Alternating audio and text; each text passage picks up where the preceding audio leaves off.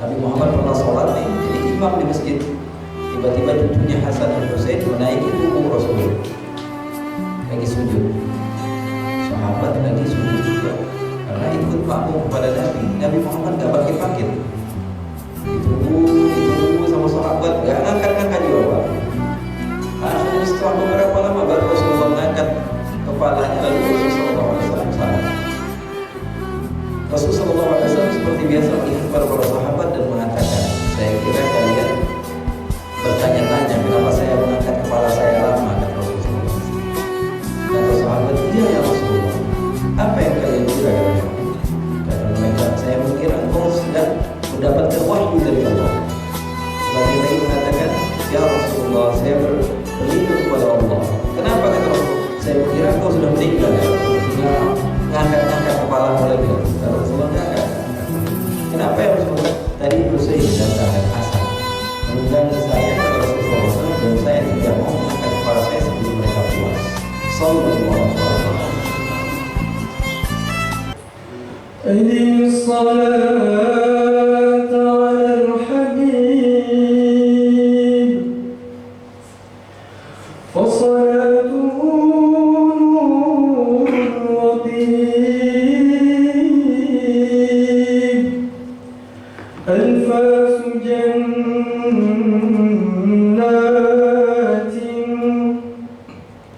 mafatihu rahmatin nawmun habib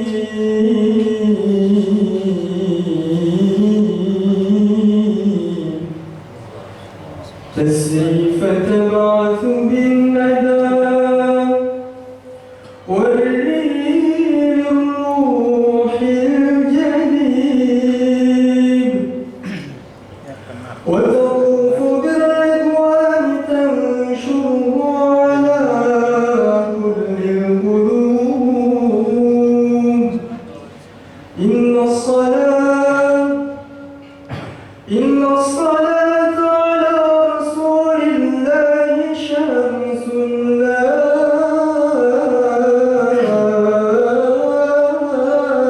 تغيب ودع الإله كما تشاء بها تجده يستجيب وإذا دعوت الله في أمر عظيم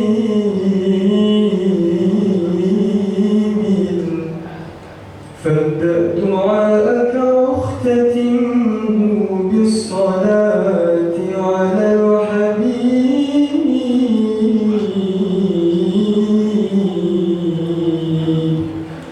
اللهم صل وسلم وبارك عليه وعلى آله. Assalamualaikum warahmatullahi wabarakatuh. Alhamdulillah, nahmaduhu wa nasta'inuhu wa nastaghfiruhu wa na'udzu billahi min shururi anfusina wa min sayyiati a'malina. Man yahdihillahu fala mudilla lahu wa man yudlil fala hadiya lahu. Asyhadu an la ilaha illallah wahdahu la syarika lah. وأشهد أن سيدنا وحبيبنا وعظيمنا وقرة أعيننا ونور قلوبنا محمدا عبده ورسوله. اللهم صل وسلم وبارك وكرم وعظم ومجد وتكرم وتحنن على سيدنا محمد وعلى آله وصحبه أجمعين. سبحانك لا علم لنا إلا ما علمتنا إنك أنت العليم الحكيم. رب اشرح لي صدري ويسر لي أمري واحلل عقدة من لساني يفقهوا قولي. اللهم إني أعوذ بك من علم لا ينفع وعمل لا يرفع وقلب لا يخشع ودعاء لا يستجاب لها ولا حول ولا قوة إلا. Alhamdulillah, kita bersyukur kepada Allah Subhanahu wa taala di waktu yang sangat mulia ini. Bahkan sebagian ulama menamakan al-waqt ma bainal isya'ain, antara dua isya, Artinya antara maghrib dan isya kata mereka al-bunuz kulul bunuz. Ada simpanan-simpanan rahasia Allah Subhanahu wa taala yang Allah sudah berikan di waktu-waktu lain. Jadi waktu ini adalah waktu yang sangatlah mulia. Kita tidak tahu kemuliaannya karena kita tidak mendengar. Maka kita merasa bahwa waktu antara maghrib dan isya sama seperti waktu-waktu lainnya. Sebenarnya para orang tua kita dahulu mereka tarbiyah kita, memberikan didikan. Biasanya kalau waktu maghrib itu nggak boleh kemana-mana. Kalau dulu kan ya, udah apa nanti ada jin. Ya, orang-orang tua dulu kadang-kadang mereka mentarbiyah kita tanpa menjelaskan dalil, karena justru kalau dijelaskan dalil malah jadi salah. Terkadang ucapan yang benar dikatakan kepada orang yang salah, hasilnya salah. Ucapan yang benar disampaikan kepada orang yang salah, hasilnya salah. Walaupun yang diinginkan adalah kebenaran, namun disampaikan kepada orang yang salah, hasilnya menjadi salah. Oleh karena itu, terkadang mereka para ulama kita, para salaf kita, orang tua kita, mereka mendidik kita dengan apa? Dengan tanpa menyebutkan dalil, atau guru-guru kita dahulu begitu. Apa? Supaya kita semakin dekat dengan Allah Subhanahu wa taala. Namun mereka mentarbiyah kita, mendidik kita, karena didikan adalah sesuatu yang amatlah penting sebelum ilmu. Bahkan Allah Subhanahu wa taala mensifatkan Nabi Muhammad sallallahu alaihi wasallam. Allah katakan yuzakkihim wa yu'allimuhumul kitab. Nabi Muhammad memberikan tazkiyah kepada umat, memberikan tarbiyah kepada umat. Setelah itu Nabi Muhammad baru mengajarkan kita. Jadi tarbiyah itu penting. Nah, terkadang sebagian orang ilmu yang dikedepankan olehnya, tapi tarbiyah tidak ada, didikan tidak ada. Didikan tidak ada. Sekali lagi saya katakan, walaupun kata-katanya betul, namun kalau disampaikan kepada orang yang salah, hasilnya salah. Orang terkadang sebagian orang ini punya adatnya nggak sama dengan orang lain. Dia punya adat yang keras. Kita omelin dia nggak sholat, kita omelin. Ente ini males ya, bukannya sholat malah main-main di sini. Ada orang yang iya ya, saya kan orang Islam kok saya nggak sholat. Ada yang begitu. Ada yang diomelin justru dia bilang apa? Emang ente mau ngapain? Saya marah-marahin anak. Sekalian anak emang nggak mau sholat. Ente mau apa? Bilang kan gitu. Ada orang yang begitu kan. Justru misalnya gara-gara kita omelin, justru dia malah meninggalkan yang tadinya meninggalkan sholat maghrib aja, jadi sholat isya juga. Ente mau apa? Anda sama sekali nggak mau sholat. Ente mau apa? Mau apa? Ya, ada orang begitu. Ya, terkadang walaupun ucapan kamu betul, tapi kalau disampaikan kepada orang yang salah, maka hasilnya menjadi salah. Nah, begitulah kita dididik dari orang tua kita, guru-guru kita. Dulu itu enak. Ya, jadi saya ini orang baru, ya, orang baru. Tapi kalau mendengar kisah-kisah orang dulu itu enak. Mereka dekat kepada para ulama, para kiai, para habaib. Bahkan bukan hal-hal yang berurusan dengan agama saja, urusan dunia saja mereka bertanya dulu. Mereka akan bertanya, orang dulu mau nikahin anaknya aja nanya sama gurunya, sama kiai. Bagusnya tanggal berapa kiai saya nikahin anak saya. Misalnya mereka mau buka toko juga, datangnya ke kiai dulu. Bagusnya hari apa nih saya buka tokonya. Ya. Kalau mereka mau mengadakan acara walimah dan semisalnya, mereka akan bertanya bagusnya hari apa, tanggal berapa. Semuanya ditanyakan kepada orang-orang yang berilmu. Kenapa? Karena itu adalah didikan. Kalau sekarang enggak. Seorang guru memerintahkan saya ditanya dulu, ini dalilnya apa nih Pak Ustadz ini kalau disuruh ini. Kalau dulu enggak, bahkan jangankan urusan agama mereka, jangankan urusan agama, urusan dunia aja mereka enggak banyak tanya. Kalau gurunya bilang hari Kamis kamu bagusnya mulai bisnis kamu, ya mereka akan mulai hari Kamis. Enggak bakalan nanya, kata guru saya, kata kiai bilangnya hari Kamis, ya sudah saya ikut aja. Kalau sekarang jangankan urusan dunia, urusan agama disuruh, masih aja dia tanya-tanya. Ini kiai dari mana tahu beginian? Ya, padahal hidupnya kita bukan dengan keilmuan. Makanya ikhwani, itulah saya kira salah satu asbab rusaknya kita, karena kita kurang ilmu. Dan setiap orang di antara kita ingin komentar. kurang ilmu dan pengen komentar. Itu yang membuat perpecahan di mana-mana. Yang satu ngamuk-ngamuk, oh ini masjid nggak benar nih, sholat subuh kok pakai kunut. Masjid yang satu lagi bilang, wah masjid yang ini yang benar nih, nggak pakai kunut. Atau masjid yang ini nih yang benar yang pakai kunut, yang nggak pakai kunut itu mah orang beda sama kita. Yang masjid ini pakai maulid, masjid ini maulid nih, masjid ini nih bagus nih, masjid itu nggak pakai maulid tuh, kontrakin aja tuh masjid itu nggak pakai maulid. Ya. Atau yang nggak pakai maulid juga bilang begitu, itu masjid apaan tuh, bikin-bikin tuh, masa hal-hal yang seperti itu dibuat-buat, padahal di zaman Nabi nggak ada masjid yang baca-bacaan seperti itu. Semua ikut berkomentar, padahal disuruh baca hadis aja nggak bisa. Disuruh baca hadis aja nggak bisa. Apalagi nanti datang bulan Ramadan, mau bilang tuh masjidnya tuh formasinya 4-4-3 kalau sholat tarawih. Ada lagi yang apa? Sholatnya 20 rakaat, ada yang sholatnya 8 rakaat. Ini ada yang witirnya begini, ada yang witirnya begitu. Itu nggak benar semua. Bukan mereka yang nggak benar, tapi kitanya ikut komentar itu yang nggak benar. Mereka nggak ada yang salah, tapi menyalahkan orang lain itu sudah jelas salah. Paham atau tidak? Mereka itu tidak salah, tapi menjelek-jelekkan orang lain, menyalah-nyalahkan orang lain itu sudah jelas salah. Makanya kalau kita paham nikmat, kita bisa katakan 5 tambah 5 berapa? 4 tambah 6 berapa? 7 tambah 3 berapa? 8 tambah 2 berapa? 9 tambah 1 berapa?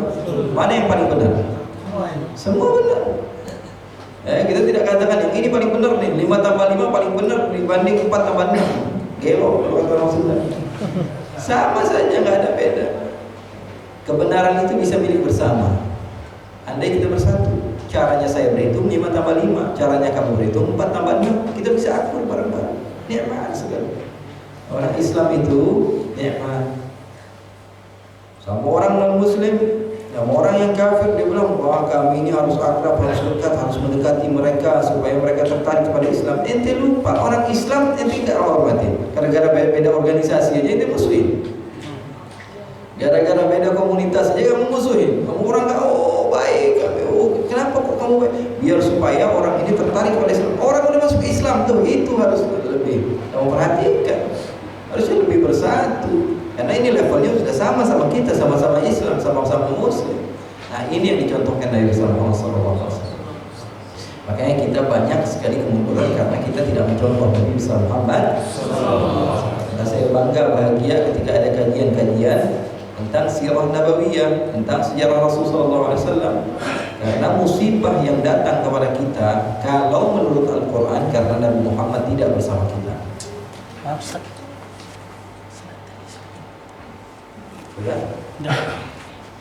Karena musibah yang datang kepada kita bertubi-tubi itu semua datang karena Nabi Muhammad tidak bersama kita. Itu manhaj Al-Quran, marang-marang Habib. Allah yang bilang dalam Al-Quran, "Wa ma kana Allahu liyu'adzibahum wa anta fihim." Kata Allah, dan tidaklah wahai Muhammad, Allah akan mengadab satu kaum selagi Muhammad bersama mereka. Allah katakan, dan saya tidak akan mengadab satu kaum selagi engkau wahai Muhammad berada bersama mereka. Sekarang saya mau tanya, Al-Quran turun khusus untuk sahabat atau untuk semua umat? Semua. Masya Allah. Al-Quran untuk semua, bukan hanya untuk sahabat. Allah katakan, tidaklah saya akan menurunkan satu musibah selagi engkau bersama mereka wahai Muhammad. Itu namanya mantuq al-hadis. Mafhumnya apa? Pemahaman kita kepada hadis tersebut artinya Allah akan menurunkan azab musibah kepada satu umat ketika Nabi Muhammad tidak bersama mereka. Sahabat Nabi Muhammad ada di hadapan mereka. Kalau kita bagaimana? Sunnah Nabi Muhammad, pengenalan kepada Nabi Muhammad. Nabi Muhammad memiliki kendaraan Nabi Muhammad berikan nama. Coba sebutkan kepada saya satu saja nama kendaraan Nabi Muhammad yang senantiasa menemani Nabi Muhammad di dalam dakwahnya, dalam perjuangannya. Sebutkan satu. Namanya. Nabi Muhammad kalau punya onta kasih nama, punya keledai punya nama. Nabi Muhammad begitu. Binatang-binatang, hayawan itu diberi nama oleh Nabi Muhammad SAW. Sebutkan namanya satu saja. Ayo, siapa yang tahu?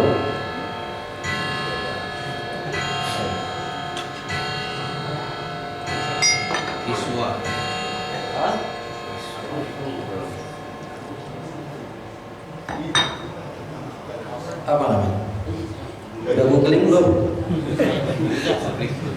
Nah. Kendaraan Nabi Muhammad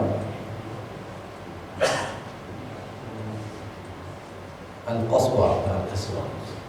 Ayo, yang udah googling, coba lagi. Namanya Duldul. Nama unta Nabi Duldul. Itu satu contoh. Nabi Muhammad punya keledai juga namanya Ya'fur. Itu satu contoh. Saya bukan fokus kepada kendaraannya, enggak. Kebetulan aja kesebut nama. Saya selalu tanya kadang-kadang nama nenek Nabi Muhammad siapa? Karena sudah banyak viral juga itu nanya nenek. Nanti takut di apa katanya di tes Saib Ali, sebelum datang baca Saib Ali cari tahu nama neneknya Nabi. Nabi Muhammad SAW harus kita kenal supaya Allah Subhanahu Wa Taala menghilangkan musibah dari kita. Adab Allah Subhanahu Wa Taala tidak akan datang kepada kita. Allah yang bilang, bukan Ali Zainal Abidin, bukan. Allah yang bilang dalam Al-Quran. Baca Al-Quran. Aku tidak akan mengadab satu kaum selagi Muhammad bersama mereka. Sekarang Nabi Muhammad hilang. Terkadang nama beliau saja ada di rumah kita. Itu pun kadang-kadang kita nggak ingat. Ada satu hari mungkin 24 jam dari hari kita, 1 detik kita nggak ingat Nabi Muhammad. Terus ketika dapat musibah kita bilang, ya Allah, kok saya dapat musibah seperti ini ya Allah? Kamu yang menjemput musibah tersebut. Dengan lupanya kamu kepada Nabi Muhammad SAW. Makanya dengan adanya majelis ini, insya Allah Allah jaga kampung ini. Amin. Kita berusaha ikhtiar, Allah yang nyuruh. Allah yang nyuruh kita ikhtiar.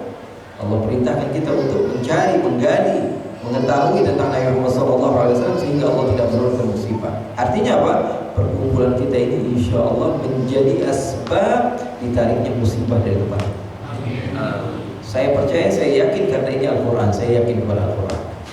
Allah katakan, tidaklah aku akan mengadab satu kaum selagi Muhammad bersama mereka. Insya Allah kita jadikan Nabi Muhammad ada di dalam hati kita. Semakin kita mengenal kepada Rasulullah Sallallahu Alaihi Wasallam. Nabi Muhammad Sallallahu Alaihi Wasallam contoh tauladan terbaik di dalam segala hal. Saya mau jadi bapak terbaik, contoh Nabi Muhammad. Saya mau jadi adik terbaik, saya contoh Nabi Muhammad. Saya mau jadi kakak terbaik, contoh Nabi Muhammad. Saya mau jadi ayah terbaik, contoh Nabi Muhammad. Saya mau jadi anak terbaik, contoh Nabi Muhammad. Wah, saya ini mau nikah nih, contoh Nabi Muhammad ketika menikah. Wah, saya mau perang nih, contoh Nabi Muhammad ketika memimpin strategi peperangan. Wah, saya mau jadi guru nih, contoh Nabi Muhammad ketika menjadi guru. Wah, saya mau jadi pembisnis, contoh Rasulullah ketika berbisnis. Rasulullah insanul kamil, sempurna. Wah, saya pengen jadi contoh Nabi Muhammad. Nabi Muhammad segala-galanya Rasulullah SAW Allah katakan dalam Al-Quran, laqad kana lakum fi Rasulillahi uswah. Di dalam segala hal. Uswah itu berbeda dengan qudwah. Kalau qudwah itu orang yang diikuti, tapi kalau uswah lebih umum artinya. Allah tidak katakan laqad kana lakum fi Rasulillahi qudwah, tidak, uswah. Di dalam segala hal urusan duniawi, ukhrawi, Rasulullah SAW mencontohkan. Rasulullah SAW mencontohkan. Saya pengen jadi bapak yang penyayang kepada anaknya. Tidak ada yang sayang melebihi Rasulullah. Nabi Muhammad pernah sholat nih, jadi imam di masjid. Tiba-tiba cucunya Hasan dan Husain menaiki punggung Rasulullah. Lagi sujud. Sahabat lagi sujud juga. Karena ikut makmum kepada Nabi. Nabi Muhammad gak bangkit-bangkit. Ditunggu sama sahabat, gak ngangkat-ngangkat juga kepalanya. Akhirnya setelah beberapa lama baru Rasulullah mengangkat kepalanya, lalu Rasulullah SAW salam. Rasulullah SAW seperti biasa melihat kepada para sahabat dan mengatakan, saya kira kalian bertanya-tanya kenapa saya mengangkat kepala saya lama, kata Rasulullah SAW. Kata sahabat, iya ya Rasulullah. Apa yang kalian kira, katanya? Kata mereka, saya mengira engkau sedang mendapatkan wahyu dari Allah. Sebagian lagi mengatakan, ya Rasulullah, saya berlindung kepada Allah. Kenapa, kata Rasulullah? Saya mengira engkau sudah meninggal ya Rasulullah, sehingga ngangkat kepalamu lagi. Kata Rasulullah, enggak. Kenapa ya Rasulullah? Tadi Husain datang dan Hasan menunggangi saya, kata Rasulullah SAW, dan saya tidak mau mengangkat kepala saya sebelum mereka puas. Sallallahu alaihi wasallam. Dia tidak mau mengangkat kepala saya sebelum mereka puas. Nabi Muhammad SAW pernah jadi kuda-kudaan. Sayyidina Hasan dan Sayyidina Husain naik di atas Rasulullah SAW. Sayyidina Abu Bakar melihat, ya Rasulullah, kata Rasulullah. Kata, ya Rasulullah, kamu jadi main-main seperti ini ya Rasulullah, kuda-kudaan. Ni'mal barkub anta ya Rasulullah. Sebaik-baiknya tunggangan adalah engkau ya Rasulullah. Kata Rasulullah, wa ni'mar rakibi huma. Dan sebaik-baiknya penunggang adalah mereka berdua. Sallallahu alaihi wasallam. Ya Muhammad sallallahu alaihi wasallam didatangi seorang pemimpin peperangan. Kemudian berkata kepada Rasulullah sallallahu alaihi wasallam, ketika itu duduk dijamu oleh Rasulullah SAW. Ketika Rasulullah sedang menghadapi tamu, anak-anaknya main, Sayyidina Hasan, Sayyidina Husain di depan Rasulullah, ada yang duduk, ada yang di belakang. Rasulullah SAW punya beberapa cucu dari putrinya Fatimah dan dari putrinya juga Zainab binti Abil As bin Rabi'. Ya, punya ada namanya Umamah, cucu Rasulullah SAW, yang Rasulullah SAW dalam hadis dibawa sama Rasulullah ketika sholat. Rasulullah punya cucu namanya siapa? Umamah. Rasulullah SAW bawa Umamah itu lagi sholat. Kalau Rasulullah ruku ditaruh lagi Umamahnya. Kalau Rasulullah SAW berdiri sedang baca Fatihah dipegang lagi ini cucunya, digendong. Kalau mau sujud ditaruh lagi. Nah ini dijadikan ulama Malikiyah sebagai dalil bahwa semuanya sholat boleh gerak lebih dari 3 rakaat. Ya. Salah satu di antara ulama mereka sholat di Masjidil Haram. Ya, orang yang mengikut madhab Syafi'iyah di belakang sedang duduk melihat ini orang sholat. Ketika dia sholat, imamahnya lepas, atau imamahnya lepas. Lalu dia ambil, kemudian dia gunakan lagi imam. Salah seorang dari madhab kita kebingungan karena nggak biasa. Orang kita nggak biasa melihat orang lagi sholat jalan-jalan maju ke depan ke belakang. Bukan gara-gara nggak boleh, karena kita nggak biasa melihatnya. Maka aneh. Lalu mengatakan kepada orang tersebut, ya Syekh, kok kamu pakai imamah ketika sedang dalam keadaan sholat? Apakah kata beliau, la hamlul umamah athqal min lubsil imamah. Katanya bawa umamah itu lebih berat dibanding hanya sekedar pakai imamah. Ya, bawa umamah itu jauh lebih berat dibanding hanya. Kita lihat itu aneh. Kenapa? Karena nggak ada di daerah kita. Bukan berarti kita doang yang dapetin surga. Banyak daerah-daerah yang aneh.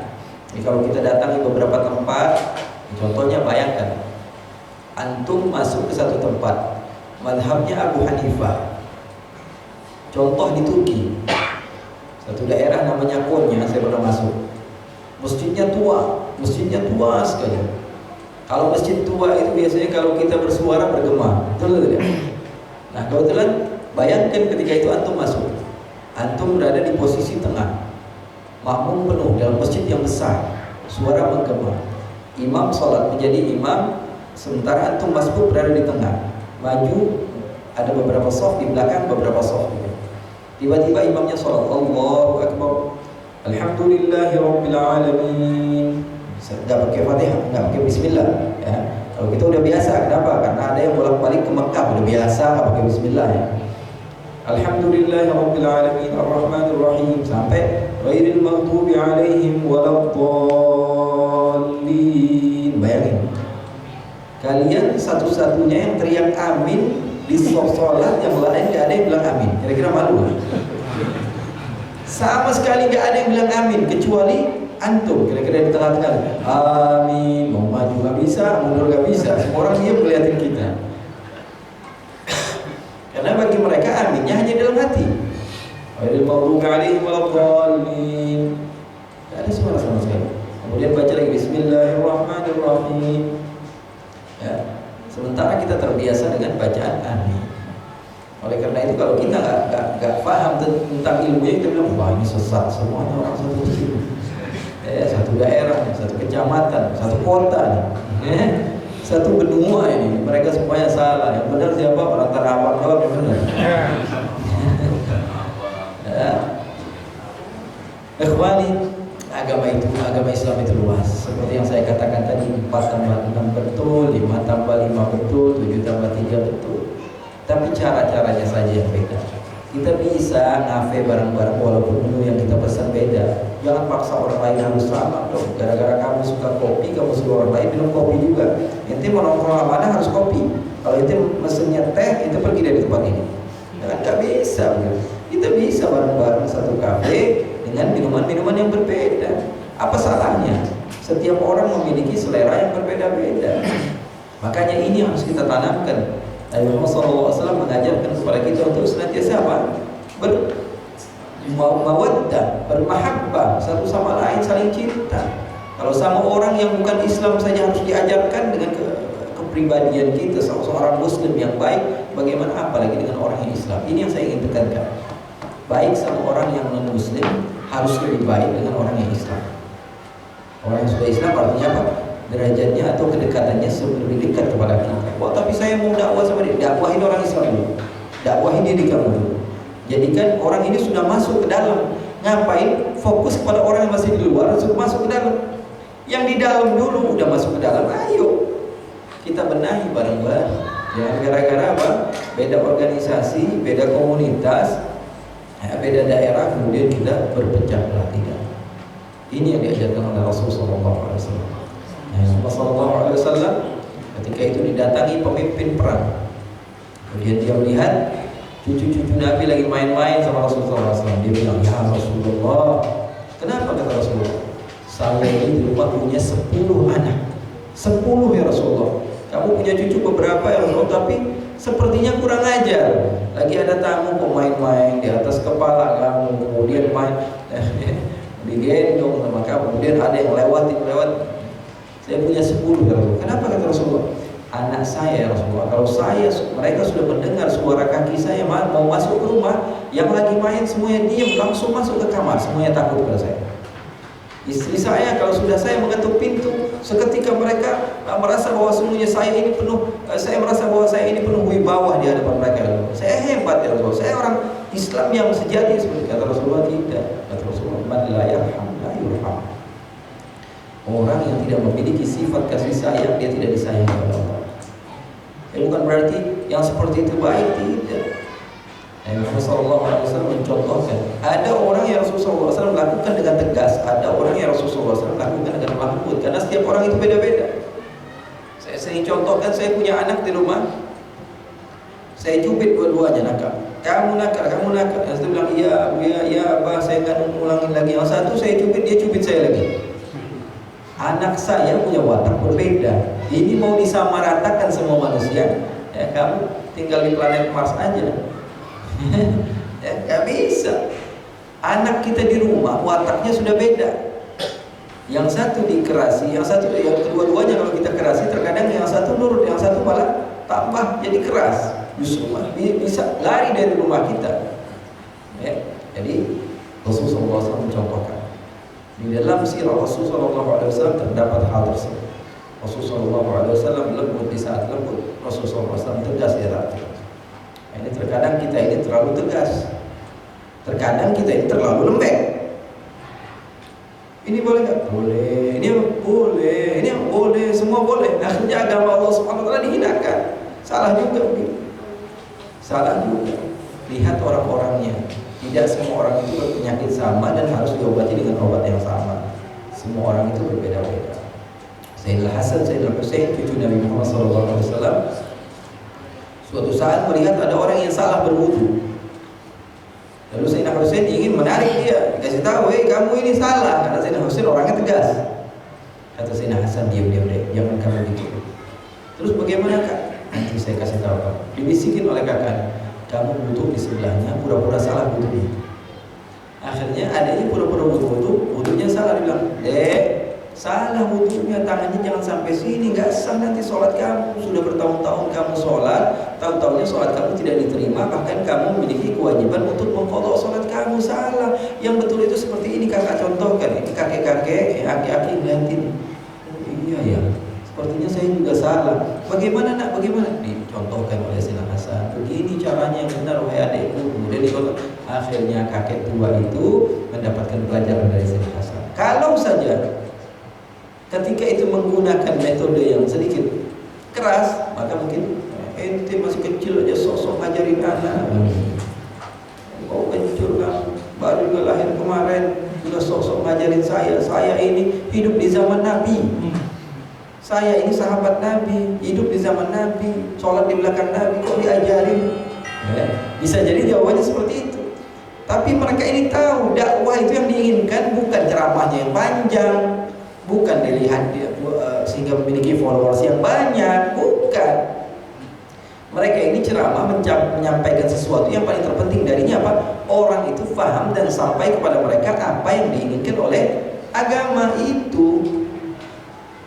Oleh karena itu dakwah mereka sampai kepada orang lain. Karena apa? Karena yang diinginkan bukan ceramahnya saya, bukan dakwahnya saya, tapi orang berubah menjadi lebih baik. Itu yang diinginkan. Mereka salafus saleh, orang-orang yang betul ikhlas di jalan Allah Subhanahu wa taala. Mereka yang mereka inginkan adalah perubahan.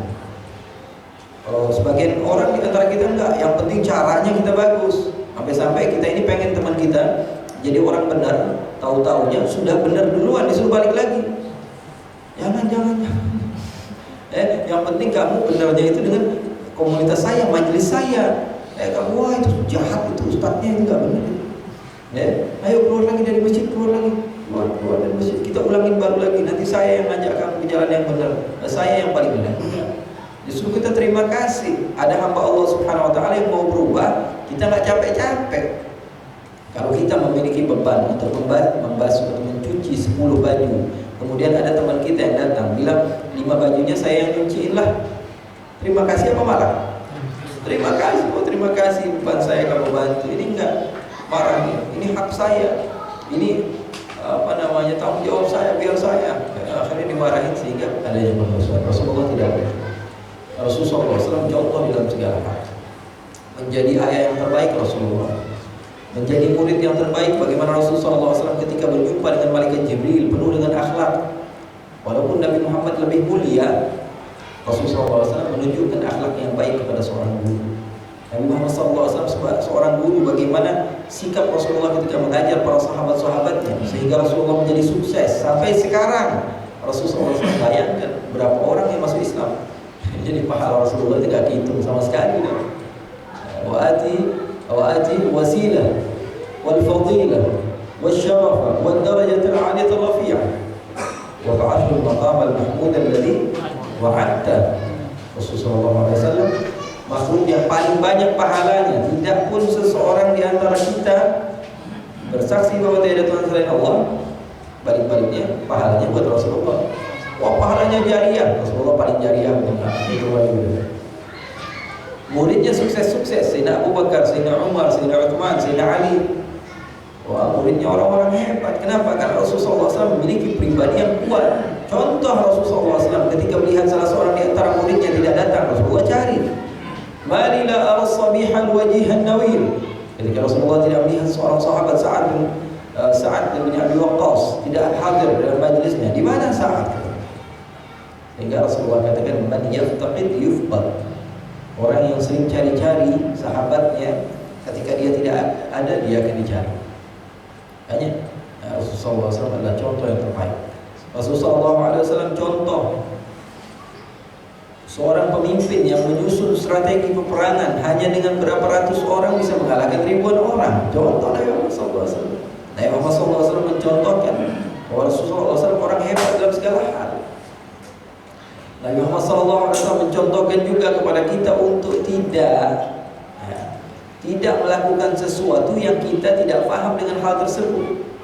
Contohnya, ketika Rasulullah SAW didatangi beberapa orang dan bertanya kepada Rasulullah SAW, ya Rasulullah, saya ini ya Rasulullah punya kebun ya Rasulullah, dan saya ingin meminta masukan darimu ya Rasulullah, gimana caranya supaya kebun saya semakin subur. Lalu Rasulullah SAW menyebutkan beberapa hal. Setelah itu dia pun pulang mengikuti pesan-pesan dari baginda Nabi besar Muhammad.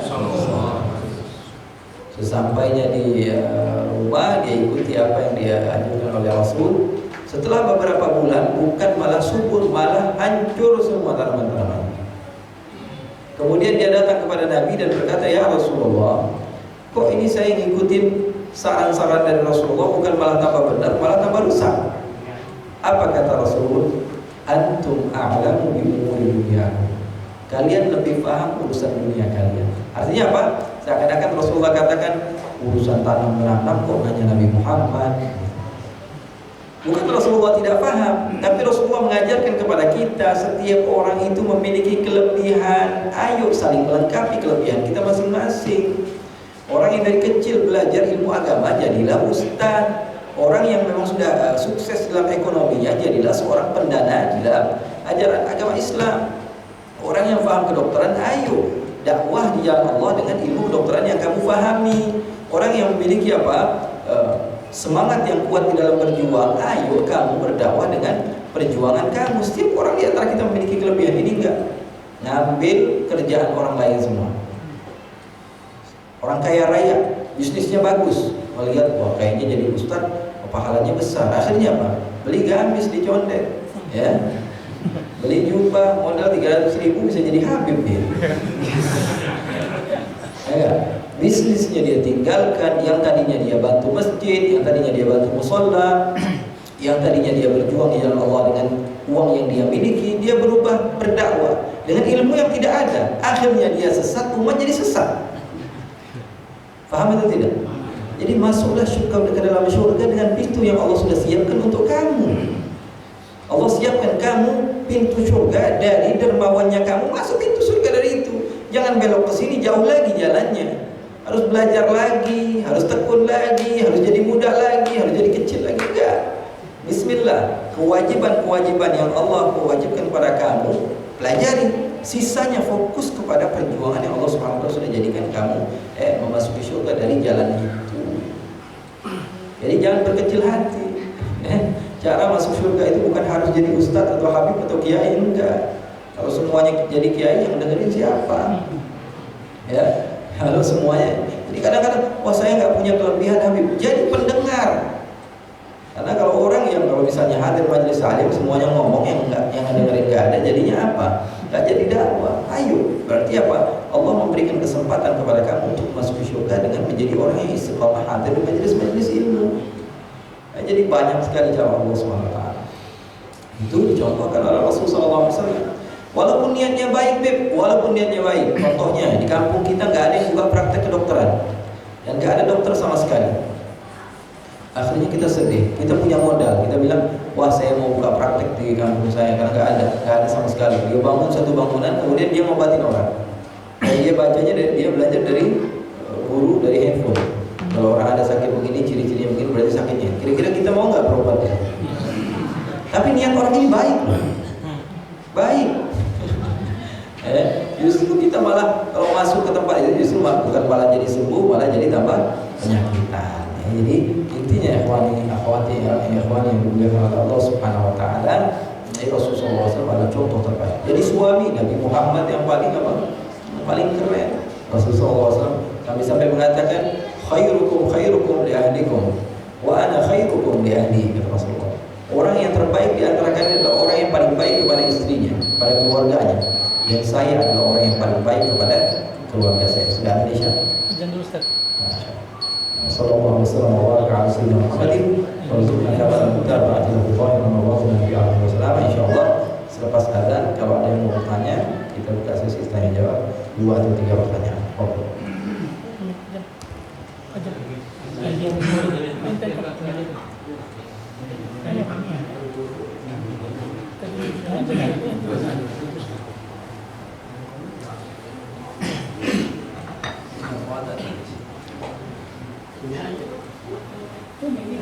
Itu di ini.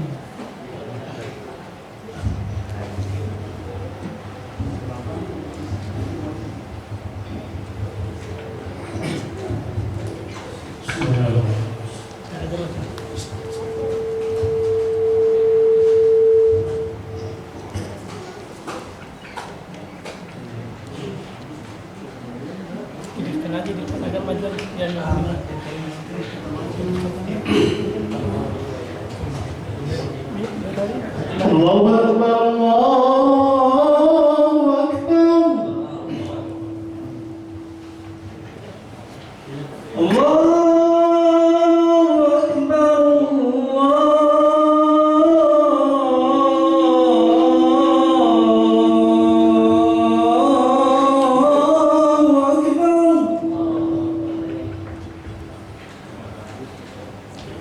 Asyhadu an la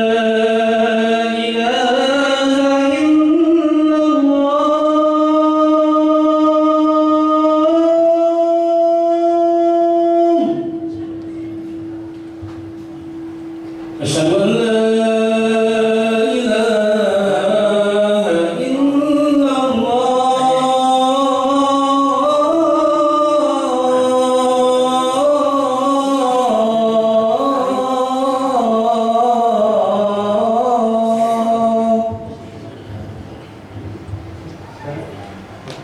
أشهد أن محمدا رسول الله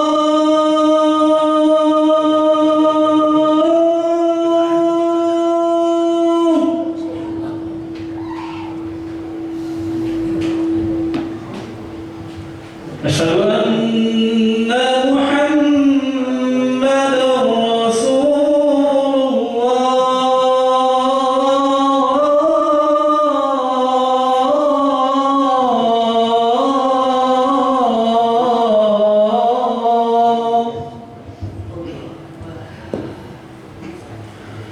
حي على الصلاة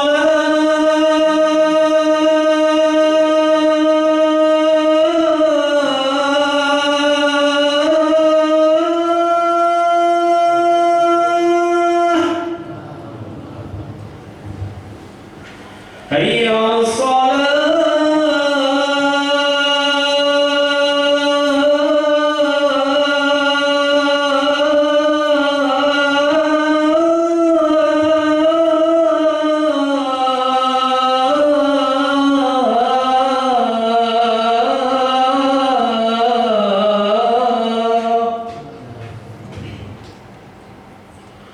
حي على الفلاح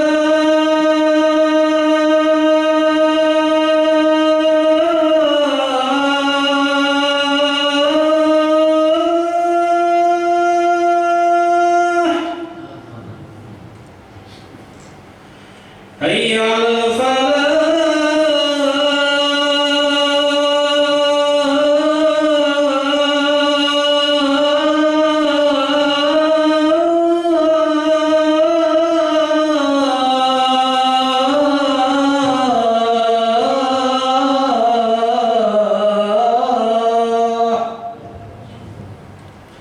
الله أكبر الله أكبر لا إله إلا الله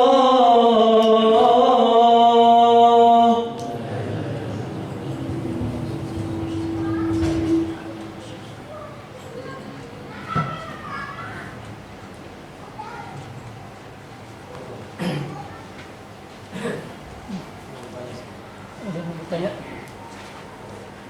Assalamualaikum warahmatullahi wabarakatuh. Waalaikumsalam. Bagaimana sih caranya agar hati kita itu bisa bertambah mahabbah kepada Nabi Muhammad SAW, selain daripada kita memperbanyak membaca selawat kepada Nabi Muhammad SAW dan berusaha untuk menjalankan sunnah yang dicontohkan oleh Nabi Muhammad SAW, dan juga kita bisa untuk membaca syama'il atau sirah Nabi. Waalaikumsalam warahmatullahi wabarakatuh. Hal yang pertama yang harus dilakukan oleh seseorang yang mau bertambah cintanya, yang pertama adalah harus ada pengenalan. Karena orang kalau nggak kenal gimana bisa jadi cinta? Orang kalau nggak kenal bagaimana bisa ngikutin? Kalau orang yang mengaku dirinya pengen ikut mutaba'ah kepada sunnah Nabi Muhammad, hal yang pertama kali harus dia lakukan adalah kenali Nabi Muhammad dahulu. Kenali Nabi Muhammad lebih dahulu. Karena orang yang tak kenal maka tak ya, dia bilang bahwa saya sayang sama Nabi Muhammad kayak gimana? Gak tahu ya. Gimana? Dia bilang cinta tapi gak tahu sama Nabi Muhammad. Tahunya Nabi Muhammad hanya Nabi terakhir, Nabi yang ke-25, Nabi yang saya sayang, Nabi yang saya cinta. Ditanya Nabi Muhammad siapa gak tahu. Itu adalah orang yang kalau kita tanya kamu ini kenapa sih kayak orang ngomong, iya saya sedang lagi jatuh cinta sama siapa? Sama marfu'ah dia bilang. Siapa marfu'ah? Gak tahu. Itu gila kan orang. Dia cinta kepada seorang yang dia gak tahu siapa dan gak ada wujudnya. Ya gak bisa. Di hal yang pertama yang harus dilakukan oleh orang yang mau menjadi orang yang cintai Rasul, yang pertama adalah kenali Nabi Muhammad. Cari tahu, banyak-banyak baca. Karena Nabi Muhammad SAW itu adalah insan al-kamil, insan yang sempurna. Setelah kita kenal sama Nabi Muhammad, kita bisa cinta. Setelah kita cinta sama Nabi Muhammad, kita baru bisa mutaba'ah, mengikuti sunnah-sunnah Nabi Muhammad. Karena pengikutan didasari dari cinta itu berbeda dengan pengikutan asal ikut-ikut aja. Karena orang yang ikut-ikut aja tanpa adanya cinta kepada Nabi Muhammad SAW, melihat orang lain salah, akhirnya dibilang salah, bawaannya panas saja.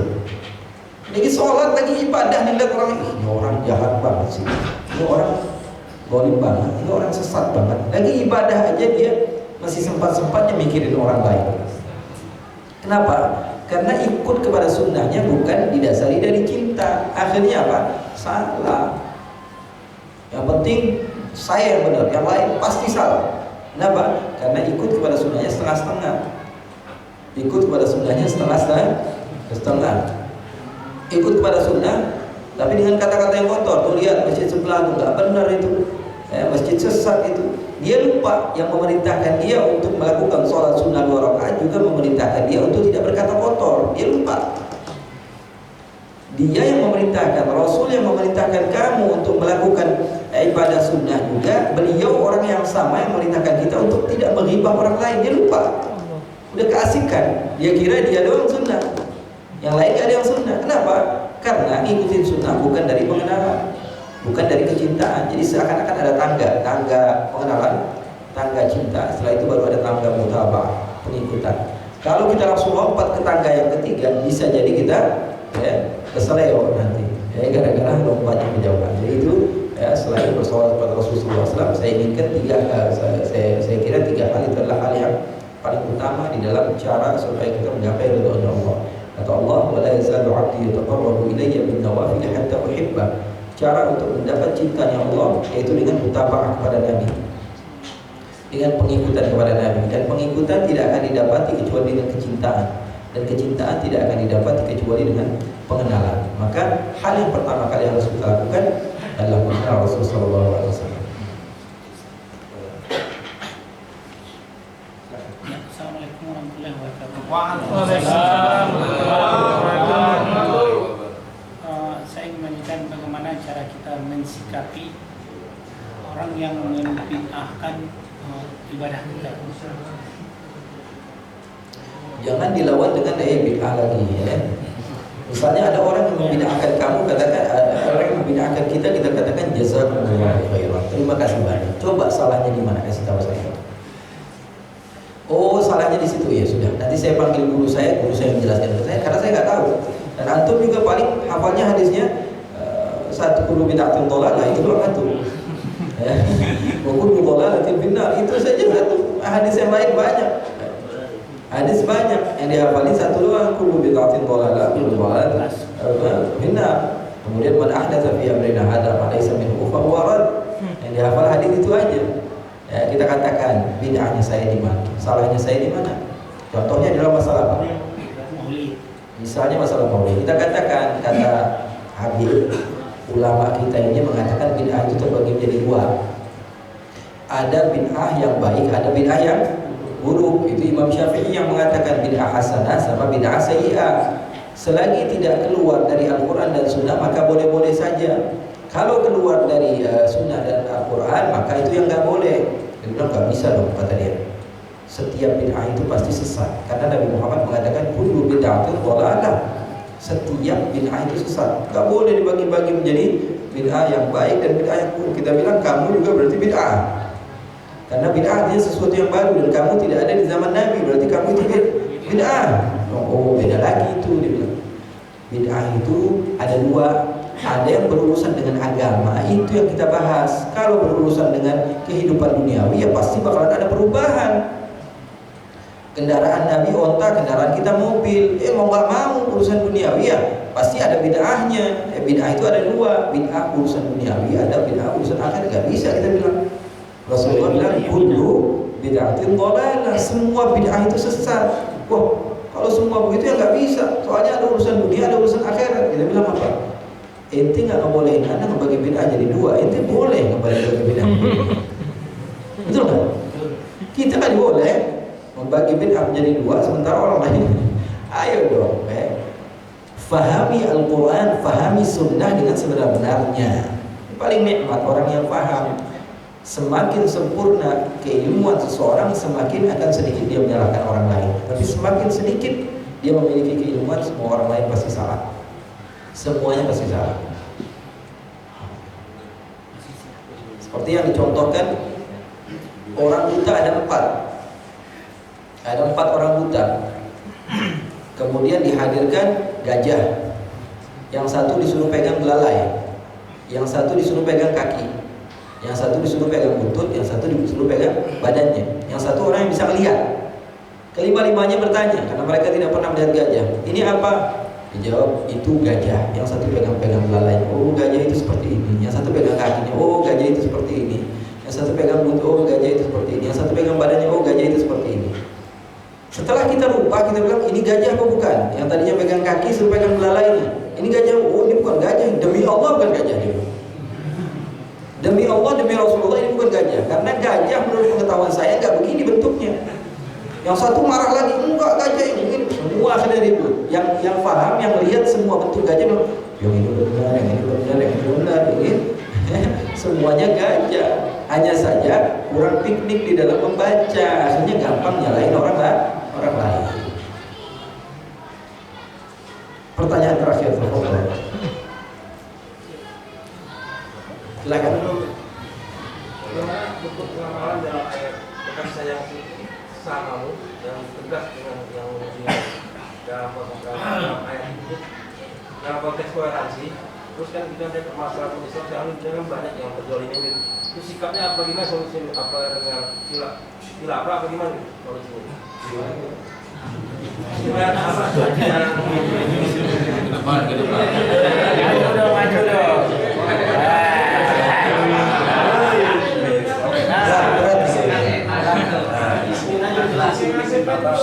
Pengamalan dari ayat berkasih sayang di antara kamu dengan tidak tegas yang Berkasih sayang dengan sesama muslim. Terus kan konteks toleransi ini itu hampir mana itu, misalkan dengan saudara kita di Myanmar atau gitu. Terus apa yang solusi dengan khilafah untuk khilafah kita menyelesaikan masalah itu gimana gitu?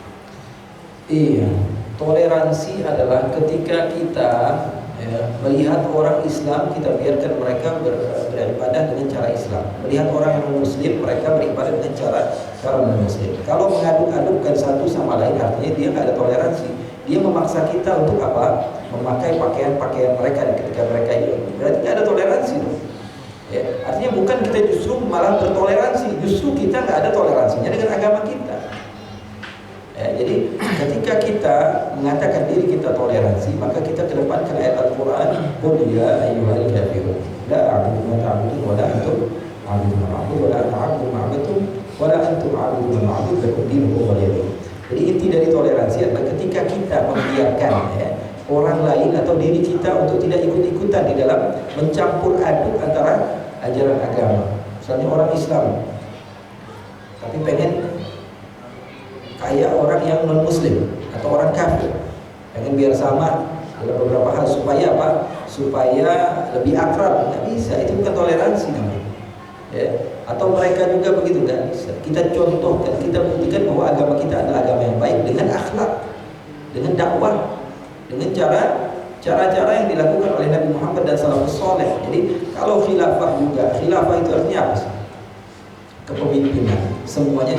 Kalau misalnya daerah atau negara kita, negara republik seperti ini, namun yang diamalkan dengan mereka ataupun yang diajarkan oleh mereka adalah ajaran-ajaran Islam, maka itu adalah hal yang bagus dan insya Allah tidak keluar dari, walaupun namanya tidak khilafah, tapi insya Allah tidak keluar daripada jalur-jalur seperti itu, daripada memaksakan. Contohnya, walaupun saya punya niat baik, saya datang ke Palestina melihat umat Islam misalnya disiksa, maka saya katakan saya mau berjuang supaya apa? Supaya umat Islam tidak disiksa. Saya sendirian, nggak bawa senapan, nggak bawa apa alat peperangan. Kemudian saya mau bersuara di sana. Yang ada apa? Saya meninggal begitu saja. Sayang sekali. Padahal saya masih ada umur, masih ada usia buat berjuang, buat berdakwah di jalan Allah supaya Palestina misalnya merdeka. Tapi saya memaksakan diri dengan kehendak saya untuk datang ke sana. Yang ada apa? Saya mati konyol. Jadi harus mikir, kita harus mikir. Ya, insya Allah negara kita menjadi negara yang aman dan saya ini udah masuk ke beberapa negara. Ya, jangankan Indonesia dari Sabang sampai Merauke, saya di Asia, di Australia, di Eropa, saya masuk. Dan semuanya pengen kayak orang Indonesia. Orang Indonesia ini semuanya serba enak. Bahkan musim pandemi aja masih bisa ngaji kayak begini. Di luar sana semuanya serba susah. Mau ketemu sama guru, sama ulama, sama kiai, sama habaib susah. Mereka bisa aja lewat ini aja, share YouTube, share Instagram. Tapi kita semua dipermudah oleh Allah. Maka terima kasih kepada Allah, bersyukur kepada Allah. Mudah-mudahan Allah Subhanahu Wa Taala berikan waktu 1 jam ini manfaat bagi kita semua, dan Allah Subhanahu Wa Taala jadikan kita termasuk orang-orang yang kita mencintai kepada Allah. Dan insya Allah Allah Subhanahu Wa Taala berikan kebaikan kepada kita. Wassalamualaikum warahmatullahi wabarakatuh. Khususnya kepada kita Ba'atul Hubungan yang Allah dan fi'al. Wassalamualaikum. Terakhir saya bahagia, Masya Allah, kehidupan dan ahli semua. Kayaknya ini kekeluargaannya sudah Masya Allah, tabarakallah. Mudah-mudahan Allah Subhanahu Wa Taala jaga antum semua. Allah Subhanahu Wa Taala kumpulkan antum satu gerbong nanti di surga. Amin.